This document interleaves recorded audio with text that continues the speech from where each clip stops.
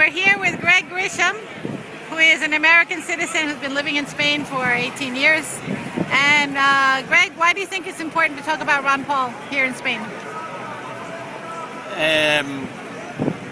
Why is it important to talk about Ron Paul here in Spain? Well, we've got American military bases here in Spain, and there's a big consciousness about the presence of the American military and American militarism in Spain. And Spain joined NATO against the will of the majority of the people, and so most Spaniards would like to not have these bases. And of course the only politician of any major political party in the world really right now who even talks about ending American militarism and American imperialism abroad is Ron Paul. So it makes a lot of sense to wake up the people to the fact that Ron Paul is there, he's in the Republican Party, and he's talking about these kind of issues such as ending the presence of American militarism and imperialism in this country. And do you think, do most people know about Ron Paul when you talk to them? More so, more and more.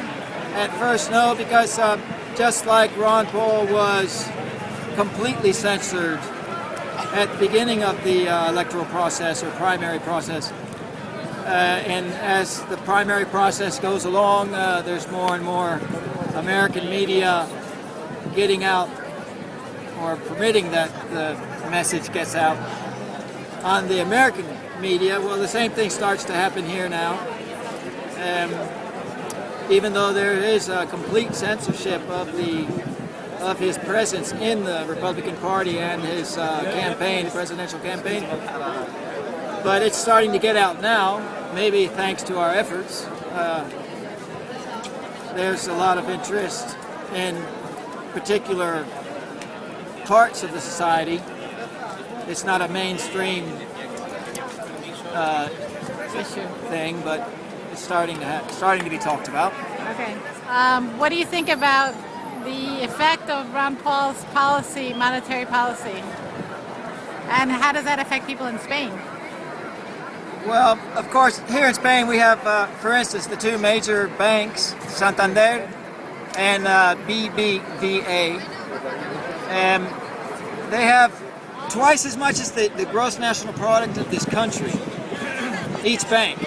So it's like the fractional reserve banking that way overblown, you know, more so than probably anywhere else. So there's all this fiduciary money out there in euros. As a matter of fact, the market, the black market here in Spain is the biggest in anywhere in Europe. Spain also has, you know, in all of the European community, we're only 45 million people in Spain, but nevertheless, 1 out of 3, I think it's 1 out of 3, yeah, unemployed persons in Europe are here in Spain. We have over 20% unemployment. That's official. You can imagine what it really could be, you know. So the financial system is, like I say, it's the biggest bubble anywhere. We have also here in Spain, there's no way you can liquidate your debt, even if these toxic products have caused you to go bankrupt. Bankruptcy is not an option here in Spain. A debt is for all your life. Even if that debt is overvalued, and even in the future, when that debt is devalued, such as a home that's right now has a price tag over twice what it's really worth, and that price is starting to go down now, even though they're trying to maintain it because the bubble still exists. Even afterwards, you will still have to pay that debt. That's, you know, an American in the United States doesn't have that problem. You can declare bankruptcy and free yourself from debt. And so we're debt slaves here in Spain like nowhere else. So the message of monetary responsibility and accountability and explaining how fractional reserve banking works and what is fiducious money, what is real mercantile money, and this wakes people up to the options that they didn't know even existed, because no one really knows what money is. And thanks to Ron Paul, a lot of Spaniards are waking up to what money really is. I only voted once in my life. It was in 1988 in Colorado when Ron Paul was on the ballot there, and I haven't voted since. That was the same year I migrated to Spain. Okay. Thanks. Yep. Diana, okay, it's my turn to ask you, eh? Hi. What do people tell you about Ron Paul? What they think about our libertarian infiltrated in the Republican Party?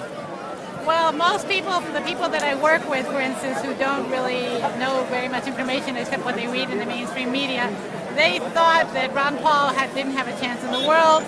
They thought he would probably have to do a third-party run, and I've given them a lot of information. I send them videos, and they're beginning to think that maybe he really does have a chance, and that I might have a reason about it. So it's a good thing that we talk about Ron Paul to people who wouldn't hear about it in the mainstream media.